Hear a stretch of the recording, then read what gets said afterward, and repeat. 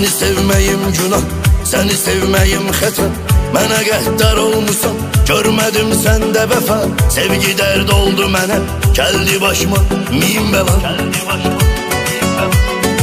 Gözlərin xəstəsiyəm, bax mənə bir də gülüm. Axtarır bu gözlərim, səni hər yerdə gülüm. Mənə yoldaş olmadın, yoldaşam dərdə gülüm. Mən dözərəm, heç eybi yox, məndən də kes eybi yox. Bir özgəni seçeybi yox, yad qəlbə kös eybi yox. Səni sənsiz sevərəm, səni sənsiz sevərəm mən. Mən dözərəm, heç eybi yox, məndən keç eybi yox. Bir özgəni seçeybi yox, yad qəlbə köç eybi yox. Səni sənsiz sevərəm, səni sənsiz sevərəm mən.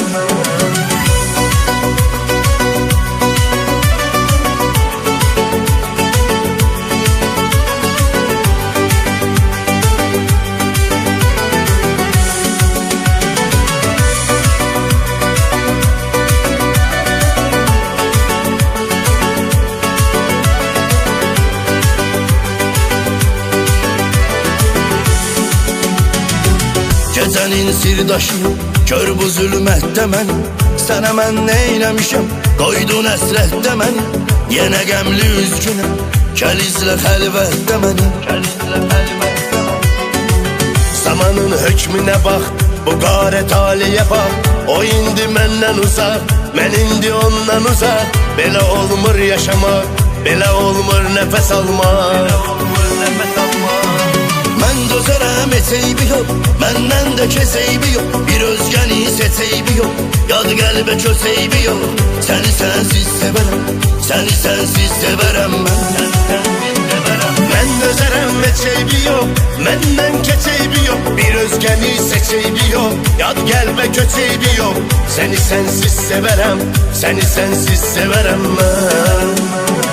Mən dözərəm, heç eybi yox, məndən keç eybi yox. Bir özgəni seçeybi yox, yad qəlbə köç eybi yox.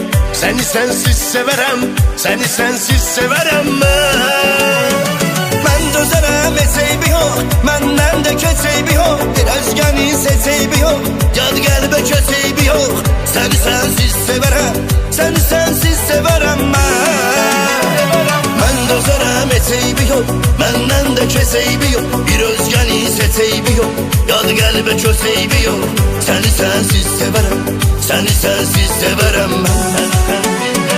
Mən dözərəm, heç eybi yox, məndən keç eybi yox. Bir özgəni seçeybi yox, yad qəlbə köç eybi yox. Səni sənsiz sevərəm, səni sənsiz sevərəm mən.